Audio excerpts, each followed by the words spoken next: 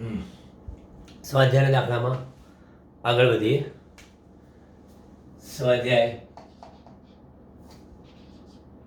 1.11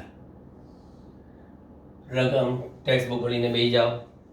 રકમમાં શું આપ્યું છે તમને કે ઊન સાથે ઘસેલા એક પોલિથીનના ટુકડા પર 3×10⁻⁷ કુલમ ઋણ વિદ્યુત ભાર છે.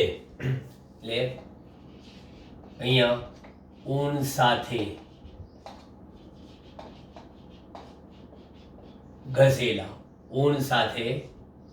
ઘસેલા કયા પોલિથીનના ટુકડા પર ઊન સાથે ઘસેલા પોલિથીનના ટુકડા પર પ્રસ્થાપિત એટલે કે સ્થાનાંતરિત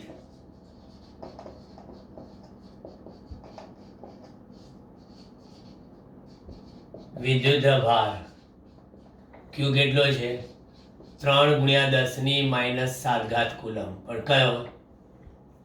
માઇનસ છે, આટલો ઋણ વિદ્યુત ભાર.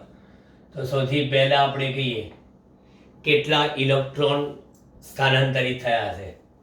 તો ક્વોન્ટમીકરણ પ્રમાણે Q બરાબર એની પરથી Q કેટલા છે? -3×10⁻⁷ બરાબર અહીંયા આગળ n અને E ની કિંમત -1.6 × 10⁻⁻19 તો મને ઇલેક્ટ્રોનની સંખ્યા કેટલી મળશે?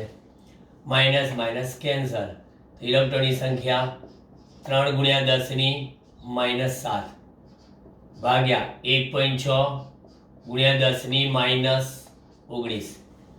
તમને મેં એક ગણતરી બતાવી હતી કે 1/1.6 × 10⁻⁻19 એટલે આપણે કર્યા હતા 3×10⁻⁷ ગુણ્યા 6.25 ગુણ્યા 10⁻18.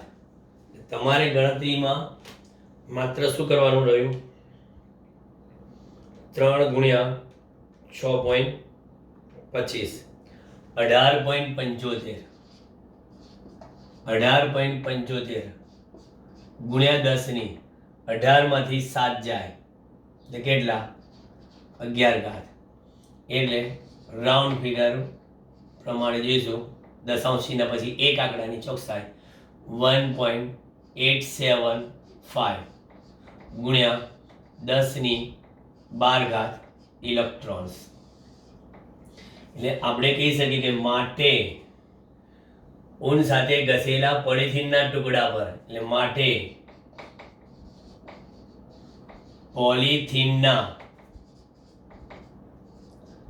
ટુકડા પર 1.875 ગુણ્યા 10⁻12 ઇલેક્ટ્રોન્સ સ્થાનાંતર પામ્યા હશે. આપણે એવું પૂછ્યું હતું કે સ્થાનાંતર થયેલા ઇલેક્ટ્રોનની સંખ્યા શું? તેઓ શાના પર સ્થાનાંતર થયા છે? પોલિથીનના ટુકડા પર સ્થાનાંતર થયા છે. બરાબર. શેમાંથી? તો કે છે ઊનમાંથી આટલા સ્થાનાંતર પામ્યા. બીજા કેસમાં એને પૂછ્યું છે, શું કીધું છે? કે ઊનથી પોલિથીન તરફ દળનું સ્થાનાંતર થયેલું હશે. હા, ઊનથી પોલિથીન તરફ થયેલ દળનું સ્થાનાંતર એટલે કે ટોટલ માસ ઓફ ઇલેક્ટ્રોન, સ્થાનાંતર થયેલ ઇલેક્ટ્રોન અને એક ઇલેક્ટ્રોનનું દ્રવ્યમાન. એક ઇલેક્ટ્રોનનું જે દ્રવ્યમાન આવે એ તમારે લખવાનું. એટલે માટે અહીંયા સ્થાનાંતરિત દળ ઇલેક્ટ્રોનનું એમી બરાબર કેટલું આવશે? તો કે આપણી પાસે 1.875 ગુણ્યા 10⁻12 આપેલા છે. શું? તો કહે છે મને એ આપેલા છે ઇલેક્ટ્રોનની સંખ્યા અને એક ઇલેક્ટ્રોનનું દ્રવ્યમાન તો કે 9.1 ગુણ્યા 10⁻31 ઘાત. એટલે મને અહીંયા આગળ ગણતરી કરીને જવાબ શું આવે છે એ જોઈ લઈએ.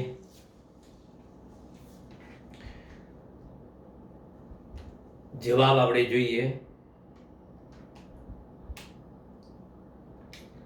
1.875 ગુણ્યા 9.1 17.06 ગુણ્યા 10⁻19 12માંથી 31 જશે. આટલા કિલોગ્રામ શું સ્થાનાંતર પામ્યો હશે? આટલા કિલોગ્રામ એ સ્થાનાંતર પામ્યો હશે. બરાબર. તમારે એક્ઝેક્ટ દશાંશ ચિહ્ન પછી એક આંકડાની ચોકસાઈ જોઈતી હોય તો એ જવાબ આપણે લઈએ 1 પોઈન્ટ ડાબી બાજુ ખસશે એટલે 1.7 લઈ લઉં. બરાબર. આપણે એક આંકડાની દશાંશ ચિહ્ન પછીની ચોકસાઈ તો ગુણ્યા 10⁻18 ઘાત કિલોગ્રામ. બરાબર. અને અથવા ના લખો તો ના લખો. આ આપણો જવાબ આવી ગયો સ્થાનાંતરિત થઈ. બહુ સારો દાખલો છે, પરંતુ આ દાખલો એમસીક્યુમાં આવવાની શક્યતા વધારે. આ દાખલાની શક્યતા એમસીક્યુમાં વધારે, કારણ કે આ ઘર્ષણથી વિદ્યુત પ્રેરિત કર્યું આપણે. તો ઘર્ષણથી વિદ્યુત પ્રેરિત કરતા ક્વોન્ટમીકરણનો ઉપયોગ કરીને કેટલા ઇલેક્ટ્રોન પ્રસ્થાપિત થયા અને એક પ્રસ્થાપિત થયેલ ઇલેક્ટ્રોન એનું દળ કેટલું એ આપણે શોધ્યું. હવે આપણે આના પછીનો દાખલો જે છે 12 અને 13 એ બંને ભેગા જેવો છે.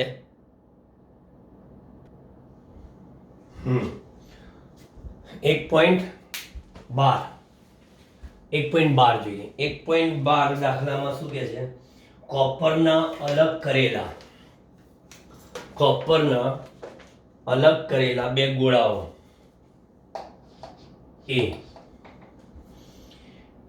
એ અને બી ના કેન્દ્રો વચ્ચેનું અંતર 50 સેન્ટીમીટર છે. કોપરના બે અલગ કરેલા ગોળા આપણે એક અહીંયા લઈએ અને એક અહીંયા લઈએ.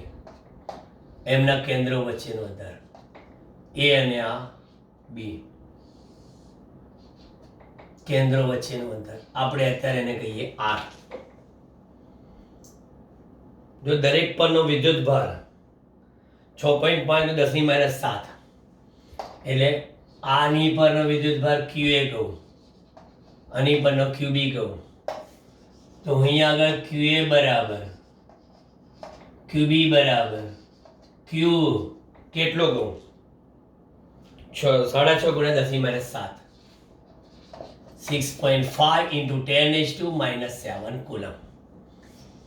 અંતર કેટલું કીધું છે આપણે? કે 50 સેન્ટીમીટર, 50 સેન્ટીમીટર એટલે કે 5 × 10⁻1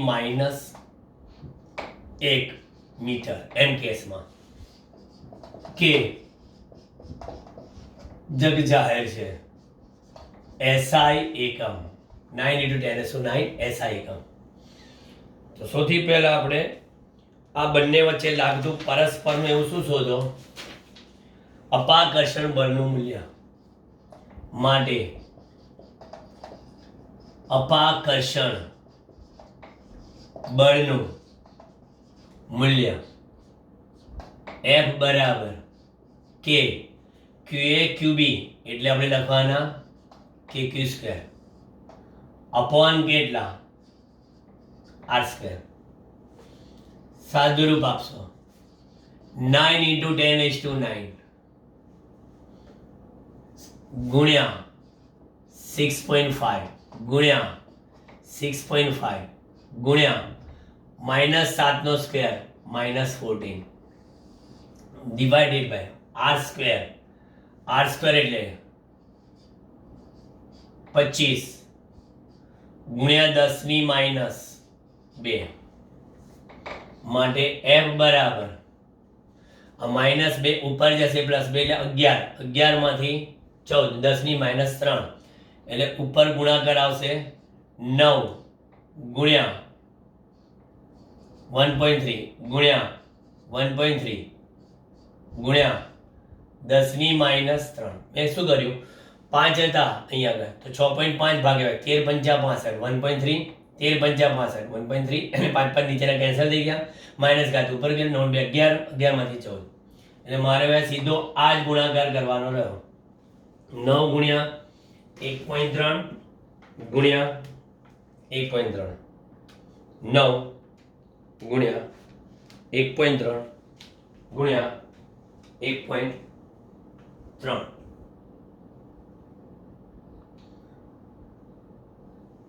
જવાબ મારો આવ્યો કેટલો? મારા ગણતરી મુજબ 15.21 ગુણ્યા 10 ની -3. તો મને જવાબ મળશે કયો? F બરાબર 1.521 ગુણ્યા 10 ની -2 ન્યૂટન. આટલું અપાકર્ષણ જોઈ લેજો. પાછળ આવી જાય ચોકડીમાં જવાબમાં, ચેક કરતા જજો. બરાબર, ચલો પાઠ્યપુસ્તકના જવાબ પ્રમાણે ચેક કરી. પરંતુ આપણી ગણતરી જો પરફેક્ટ હોય તો જવાબે આપણે જોવાની કાંઈ જરૂર નથી. આ મને મળીશું અપાકર્ષણ બળનું મૂલ્ય. હવે આગળ અપાકર્ષણ બળનું મૂલ્ય કેટલું હશે? પછી એ ને બી ને અંતરની સરખામણી તમને ત્રિજ્યા અવગણી શકાય તેવી છે એવું કીધું. બરાબર, એટલે આ ત્રિજ્યા એમણે કીધું અંતરની સાપેક્ષે અવગણી શકાય. પતી ગયું. બી ડિપાર્ટમેન્ટમાં શું કરવાનું છે? જો આ દરેક ગોળા પરનો વિદ્યુતભાર બમણો કરવામાં આવે, દરેક ગોળા પરનો વિદ્યુતભાર બમણો કરવામાં આવે એટલે દરેક ગોળા પરનો વિદ્યુતભાર એટલે એ અને બી પરનો, એટલે હવે નવો QA ડેશ બરાબર QB ડેશ બરાબર દરેક ગોળા પરનો વિદ્યુતભાર નવો QA ડેશ QB ડેશ એ બમણો કરવામાં આવે એટલે કેટલો? 2Q બરાબર. વિદ્યુતભાર બમણો કરવામાં આવે પછી અને તેમની વચ્ચેનું અંતર અડધું કરવામાં આવે તો નવું અંતર R ડેશ, જ્યાં 50 છે એનું અડધું એટલે આપણે લખીએ R/2 કરવામાં આવે.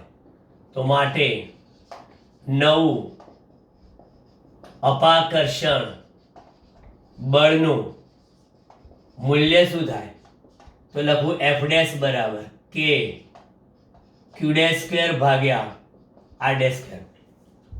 આ મારા નવા અપાકર્ષણ બળનું મૂલ્ય આવશે. તો F ડેશ બરાબર K Q ડેશ ની જગ્યા પર શું લખું? 2Q અને એનો પાછો સ્ક્વેર. R ડેશ ની જગ્યા પર શું લખું? R/2 નો સ્ક્વેર એટલે R²/4 એટલે F ડેશ બરાબર 4KQ સ્ક્વેર અપોન કેટલા થાય? R²/4 એટલે કે 16KQ સ્ક્વેર/R² થઈ જાય. એટલે આ 4 ઉપર ગયા તો નવું બળ F ડેશ બરાબર KQ સ્ક્વેર/R² તો કયું હતું? F હતું. 16F થઈ જાય એટલે F ડેશ બરાબર 16 ઇન્ટુ આપણા 1.521 ગુણ્યા 10 ની -2 એટલે નવું અપાકર્ષણ બળનું મૂલ્ય ગણતરી કરતા માલમ પડે છે શું? 16 ગુણ્યા 1.521 24.336 ગુણ્યા 10 ની -2 એટલે એક આંકડા પછીની વાત કરીએ તો 2.43 જ રાખીએ ઇન્ટુ 10⁻⁻1 ન્યૂટન. આ પણ નવું શું થયું? અપાકર્ષણ બળનું મૂલ્ય. જવાબ ચેક કરી લઈએ.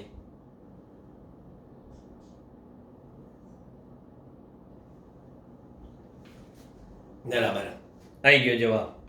નવું અપાકર્ષણ બળનું મૂલ્ય. ચાલો 13મો 1.13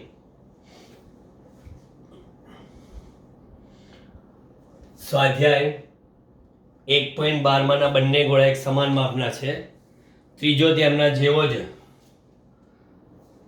એક ગોળો લીધો, બરાબર, પણ એ વિદ્યુતભાર રહિત પ્રથમ ગોળાના સંપર્કમાં લાવી, એટલે સ્વાધ્યાય 1.12 ની માહિતી પરથી આપણી પાસે એ ગોળો હતો, વિદ્યુતભાર કેટલો છે Q. આપણી પાસે બી ગોળો છે, વિદ્યુતભાર કેટલો છે Q, સમાન મૂલ્યનો, બરાબર બને. હવે આ સી વિદ્યુતભાર રહિત, બરાબર, વિદ્યુતભાર રહિત. તો પહેલા સ્ટાર્ટિંગમાં આપણે એવું કીધું છે એ સાથે સી નો સંપર્ક, એ સાથે સી નો સંપર્ક, અને પછી છૂટા પાડો, એટલે એ અને સી પર કેટલો આવી જાય Q/2 Q/2, Q/2 Q/2. ત્યાર પછી આ જે છે જે એ પરનો, બરાબર, એ પરનો વિદ્યુતભાર કોની સાથે આવી જાય છે બી, બરાબર, સંપર્કમાં લાઈન છૂટા પાડીને અહીંયા લઈ આવી દો, એટલે આ ક્યુ છે આપણી પાસે, બરાબર, બીજા ગોળા સાથે. હવે એને સી ને લાવો, એ કેટલો છે Q/2, અને પછી એને છૂટા પાડો, આ બી અને સી. તો હવે આ બી ને સી, તો Q વત્તા Q/2 3Q/2, એટલે 3Q/4 3Q/4. ટૂંકમાં એક વિદ્યુતભાર રહિત ગોળો, એક વિદ્યુતભાર રહિત ગોળો બંને ગોળા સાથે આવ્યો, બરાબર. હવે આ એ અને બી વચ્ચેનું નવું અપાકર્ષણ બળ, એટલે નવું અપાકર્ષણ બળ એટલે એ જ અંતર રાખવું પડે, એ અને બી.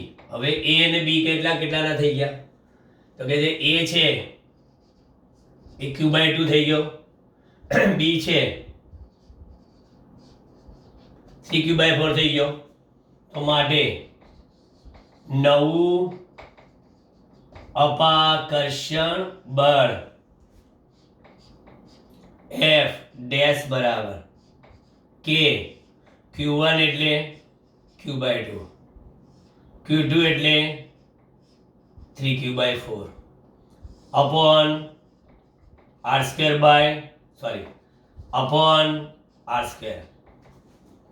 માટે F ડેશ બરાબર શું આવશે, 4 દુ 8 એટલે કે 3/8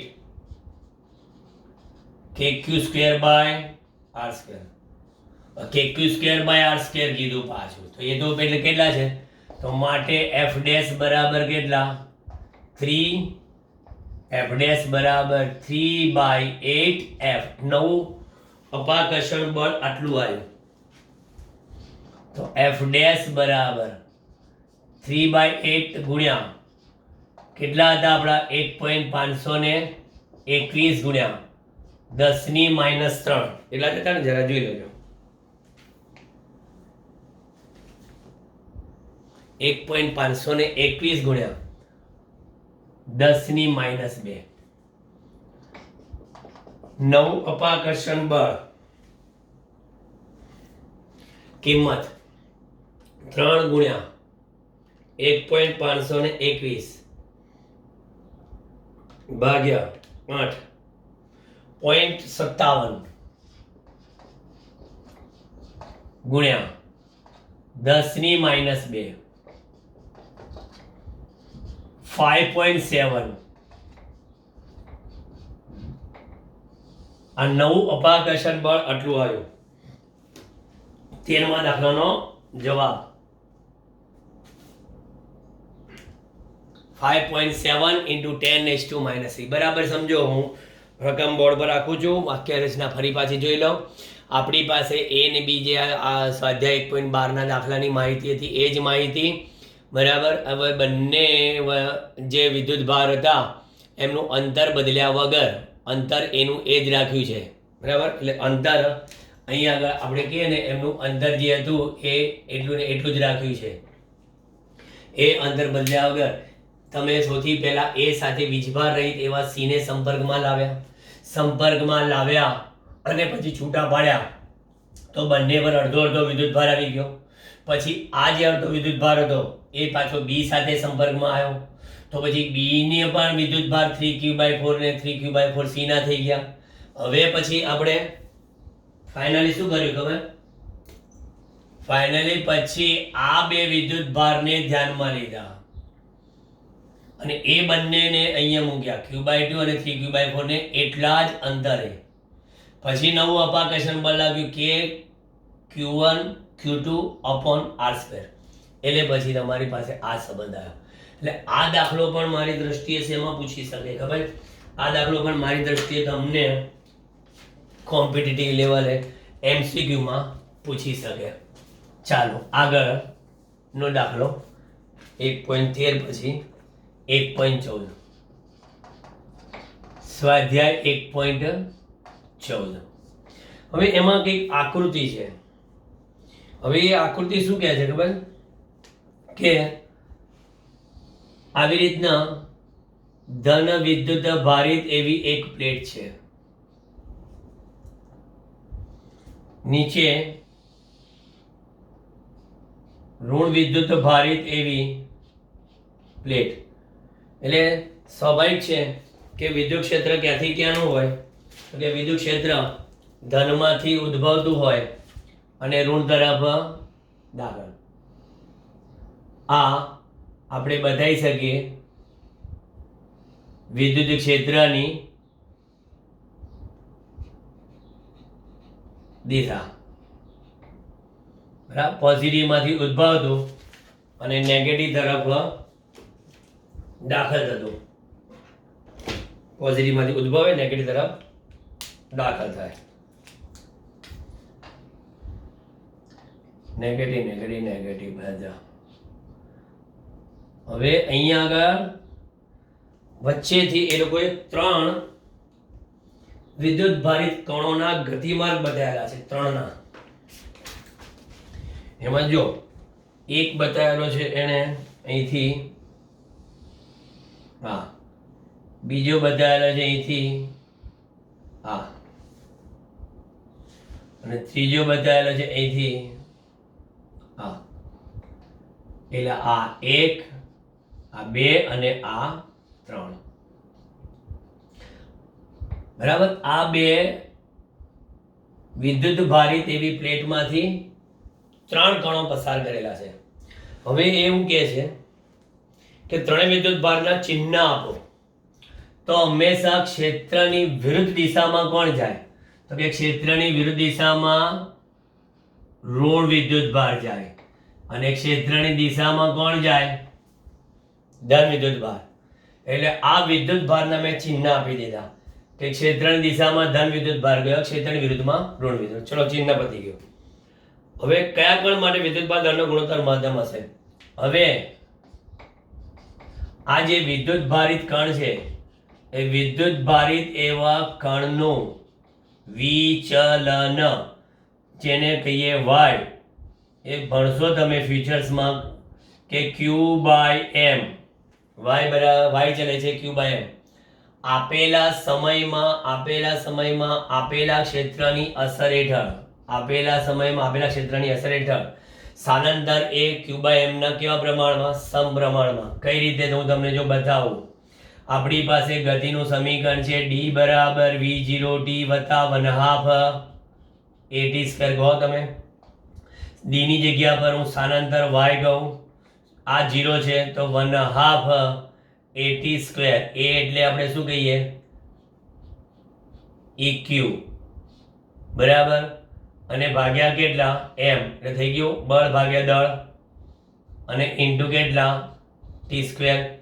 તો પછી આ પરિસ્થિતિ પરથી તમે કહી શકો કે આ સ્થાનાંતર એ q બાય m ના કેવા પ્રમાણમાં સમય આપેલા સમયમાં જો આ ત્રણ વિદ્યુત ભારિત ગતિ કરતા હોય બરાબર તો એક સ્થાનાંતર એટલે એનું વિચલન એ q બાય m ના કેવા પ્રમાણમાં સમપ્રમાણમાં બરાબર એટલે અહીંયા આગળ q બાય m જે છે એ કયા કણ માટે આ ત્રીજા કણ માટે બરાબર આના માટે એટલે અહીંથી હું આમ કરીને આમ ગયું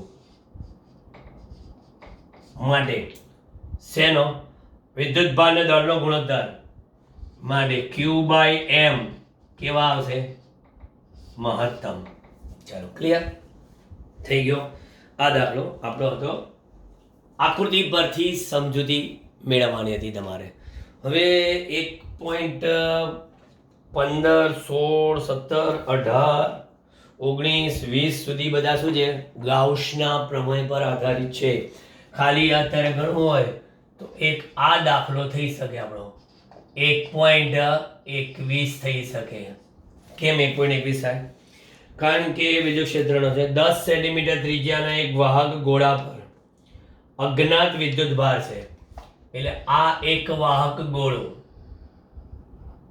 એની પર અજ્ઞાત વિદ્યુત ભાર છે એટલે પોલો ગોળો છે હવે એની ત્રિજ્યા હું કહી દઉં કેટલી સ્મોલ આર અથવા તો કહીએ સ્મોલ આર ના લખું કેપિટલ આર લખું ચાલો કેપિટલ આર છે અને એ આર બરાબર કેટલી છે તો કે 10 સેન્ટીમીટર 10 સેન્ટીમીટર કેન્દ્રથી 20 સેન્ટીમીટર દૂર આ કેન્દ્રથી 20 એટલે અહીંયા આગળ એટલે આ આપણે કહીએ આર ગોળાના કેન્દ્રથી 20 સેન્ટીમીટર દૂર એટલે મને આર બરાબર કેટલા કીધા 20 સેન્ટીમીટર કીધા એટલે એનો અર્થ એ થયો કે આ પી બિંદુ અહીં R is greater than capital R હોવાથી પી બિંદુ કેવા ગોળાની પી બિંદુ આપણા પોલા ગોળાની બહારનું ગણાય બરાબર આવું હોય તો બહારનું ગણાય નહીંતર શું થાય ખબર પોલા ગોળાની અંદરનું જો હોય ને તો આપણે આ ભવિષ્યમાં ગાઉસના પ્રમેયમાં સમજીશું કે પોલા ગોળાની અંદર વિદ્યુત ક્ષેત્ર જ ના હોય ગુરુત્વાકર્ષી ક્ષેત્ર ના હોય તો પોલા ગોળાની અંદર જો વિદ્યુત ક્ષેત્ર જ ના હોય તો પછી આ દાખલો ગણવાનો કોઈ અર્થ જ નથી એટલે આપણે અહીંયા બહારના પી બિંદુએ આપણે શું શોધવાનું છે વિદ્યુત ક્ષેત્ર હવે એમાં એને હજી આગળ રકમ છે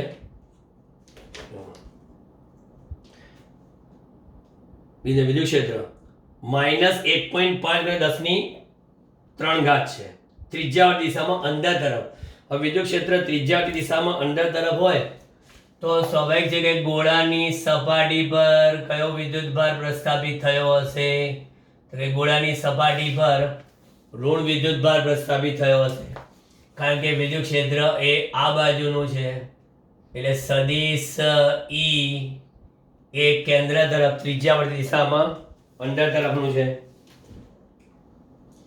ઈની કિંમત કેટલી આપી જરા લખી દઉં અહીંયા આગળ ઈ બરાબર મને આપી જાય 1.5×10⁻³ -1.5×10⁻³ ન્યૂટન પ્રતિ કુલમ આપેલી છે એની કિંમત ત્રીજા આનો જો પોલા ગોળાની સપાટી પર ઋણ વિદ્યુત ભાર છે તો આપણને ખબર છે કે ગોળા પરની સપાટી પરનો સમગ્ર વિદ્યુત ભાર જાણે ગોળાના કેન્દ્ર પર કેન્દ્રિત થયેલો હોય તેમ આપણે ગણી શકાય એટલે આ ગોળાના કેન્દ્ર પર એક બિંદુવત એવો ઋણ વિદ્યુત ભાર હશે તો બિંદુવત એવો ઋણ વિદ્યુત ભાર શોધવા માટે Q = ક્વેશ્ચન માર્ક અને R બરાબર આપણને કીધેલું છે 20 સેન્ટીમીટર તો R બરાબર 20 સેન્ટીમીટર એટલે 2×10⁻⁻1 મીટર સૂત્ર છે આપણી પાસે વિદ્યુત ક્ષેત્રનું E બરાબર KQ બાય કેટલા R². તો પછી Q બરાબર કેટલા તો ER² ભાગ્યા K. ઈ કેટલા છે -1.5 ગુણ્યા 10⁻³ ગુણ્યા કે r² ગુણ્યા 4 અને ગુણ્યા 10 ની કેટલી ઘાત લખો -2 અને ભાગાકારમાં કે 9 × 10⁹ એટલે મને q ની કિંમત મળશે કેટલી 1.5 ગુણ્યા 4 એટલે આપણે ગણતરીમાં ઉપર લખીએ -6 ગુણ્યા 10 ની ઘાત લખી નાખું પછી ભાગાકારમાં 9 રાખું અહીંયા 3 માંથી 2 જાય 1 -9 વત્તા 1 -8 જવાબ કયો આવે છે જોઈએ માટે q બરાબર -6/9 પોઈન્ટ 6